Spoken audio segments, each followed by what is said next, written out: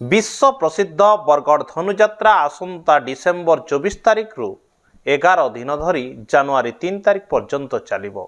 तेबे एहाको नेकी वर्तमान समय रे आखड़ा प्रस्तुति हो सारी। विश्व प्रसिद्ध बरगढ़ धनुଯାत्रा रे देवकी चरित्र एक मूल्यवान चरित्र एवं सही चरित्र रे जे ए वर्ष अभिनय करिवे एवं तांकर जीवंत अभिनय को देखा लक्षाधिक लोकंकर भिड़ जमिबो। सही कलाकार आज टिके नंदीघोष टीवी रे आमे आलोचना करिबा। प्रथमे तो आपण को स्वागत नंदीघोष टीवी को। कौन कहिबे केते उत्साहित कारण मुग्धा दास पुणी मुक्त करिवे निजर अभिनय द्वारा। 78तम विश्व प्रसिद्ध बरगढ़ धनुଯାत्रा रे मैं मुग्धा समस्त को दर्शक वृंद मान को नंदीघोष टीवी तरफ रु स्वागत जोड़े आउ आसबार लगी भी अनुरोध करुचे। आउ गत वर्ष रे मुई गत 3 वर्ष धरिकरी माँ जशोदा भूमिका अभिनय करुଥିଲି। सेतेबेले पालनकर्ता माँ हिसाब रे थिली, लेकिन ई वर्ष जन्मदात्री माँ हिसाब रे अच्छे। मन भितरे बहुत खुशी भी अच्छे, उत्साहित भी अच्छे। तार संगे संगे मुई मोर निज के बहुत भाग्यवान मने करुचे। कहले कि से द्वापर जुगरे भगवान श्रीकृष्णंकर माँ तो मुई हेई नहीं पारी, किंतु ई कली जुगरे ई विश्व प्रसिद्ध बरगढ़ धनुଯାत्रा माध्यम रे श्रीकृष्णंकर माँ हेबार सौभाग्य मते प्राप्त होईचे। तो सेथि लगी मते निज के बहुत खुशी लागुची आ मुई मोर निज के बहुत सौभाग्यशाली मने करुचे।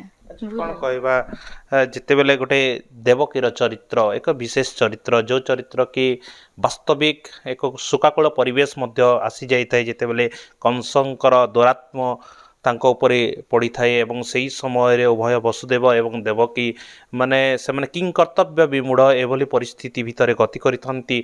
तेबे सही समय रे आपणकर सही दृश्यटे किभली अभिनीत हेबो बोली आपण चिंता करूछंती। जितेबले आमर अभिनय आरंभ हैला अखाड़ा साल प्रैक्टिस जितेबले कलु सेतेबले माने मते सेमिति प्रतीत हैला मु बाहा हेकी गोटे आसीची एवं एमती गोटे सिचुएशन हैला मो निज भाई जे कि मु तांको अधिक स्नेह आदर श्रद्धा करे आउ से ही भाई शत्रु पालटी जाइछंती। इवन माने मारिबा पाई मध्य पछगुंचा देई नाहंती। सही समय जहाँ हेले भी गोटे भौणीर मन हृदयटा जेमती हेले भी कष्ट हबो, किंतु सही समय गोटे शपथ पाठ मध्य करती कि माने भगवान को कि जेते जहाँ भी हो जेते संतान मध्य देवकीर गर्भरु जन्म हेबे सेमानंकु कंस भ्रातांक हाथ रे टेकी देबे। जाहेले भी कष्ट हबो। नवजात शिशु को गोटे माँ ठारू अलगा करिवार गोटे हृदय विदारक जंत्रणा जोटा कि गोटे माँ ही बुझी पारिबे।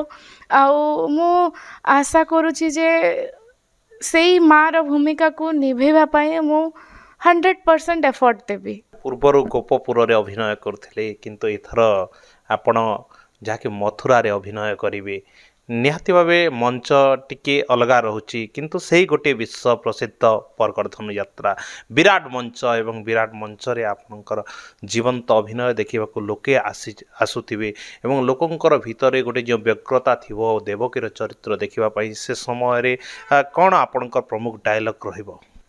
हे प्रभु शंख चक्र गदा पद्मधारी गोलक बिहारी विष्णु, हे प्रभु नारायण की जन्म रे की पाप करी प्रभु ताहा ए जन्म रे मते भोगिबा को पड़ुछि। गोटी गोटी करी 6 गोटी शिशु संतान को टेकी देइछि भ्राता कंसंक हस्ते। धैर्य केमिति धरिबे, धैर्य केमिति धरिबे प्रभु, धैर्य केमिति धरिबे।